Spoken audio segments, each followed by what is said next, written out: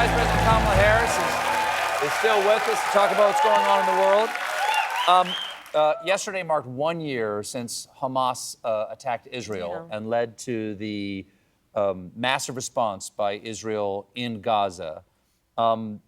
Many people at this point, a year in, are not only horrified by what they're seeing there, but some people throw up their hands because they see no hope for any sort of peaceful resolution, especially with the spreading to southern Lebanon and Hezbollah and the attacks by Iran on Israel now. Does anything about this give you hope? Do you know anything about what is possible in that area reasonably that would give people reason to, frankly, keep paying attention? Because Americans will eventually throw up their hands if there's no possible solution. So yesterday we commemorated that massacre that took place on October 7 last year. And Doug and I actually decided to have a very simple, brief ceremony.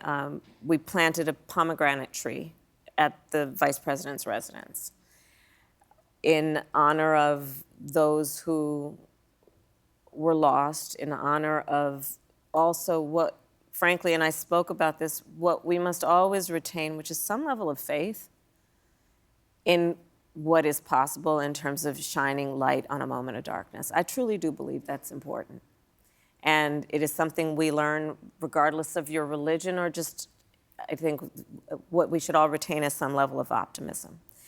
And in this matter, we must have a ceasefire and hostage deal as immediately as possible. This war has got to end. It has to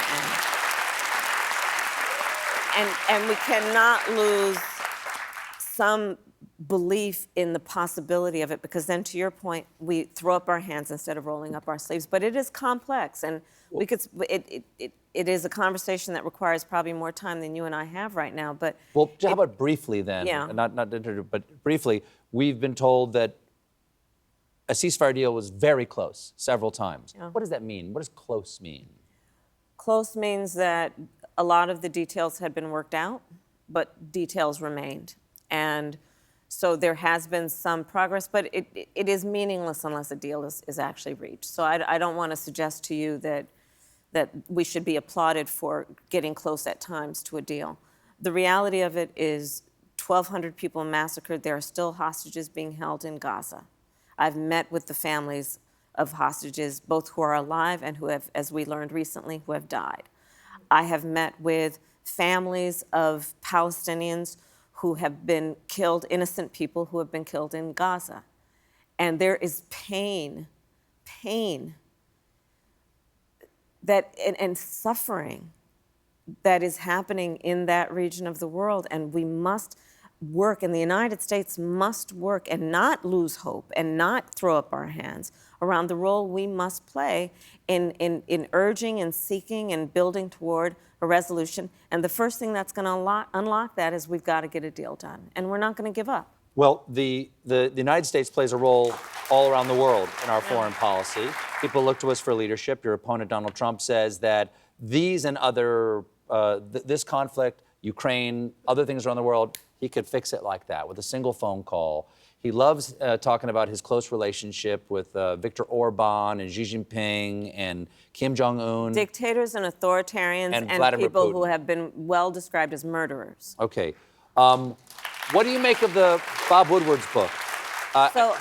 He heard that he's had 7 phone calls at least with Putin since he left office. Yeah, so I heard about it today. I haven't read it. But look, I said it even in the debate. Donald Trump, he openly admires dictators and authoritarians. He has said he wants to be a dictator on day one if he were elected again as president. He gets played by these guys. He admires so-called strongmen, and he gets played because they flatter him or offer him favor. The commander-in-chief of the United States of America must stand strong and defend the principles that we hold dear. We should stand with our allies. We should strengthen the alliances that we have, such as NATO, which is the strongest military alliance the world has ever seen. We must stand with our friend Ukraine, where Russia is attempting to change borders by force. And then you hear, if everything I've heard about Bob Woodward's book is right, Donald Trump secretly sent COVID test kits to Putin for his personal use. I ask everyone here and everyone who is watching, you remember what those days were like? You remember how many people did not have tests and were trying to scramble to get them? You remember how rare it was to have one? You remember people by the hundreds were dying every day? We would watch the number every day being reported of people who were dying, people who were in hospitals without their family, where the only touch that they had was of a nurse that they hadn't met because the family could not get there. And this man is giving COVID test kits to Vladimir Putin? Think about what this means, on top of him sending love letters to Kim Jong-un.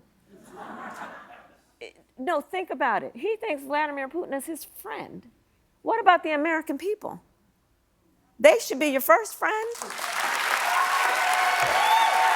Let's take another break. On that note, friends, we'll be right back with more Vice President Kamala Harris, everybody.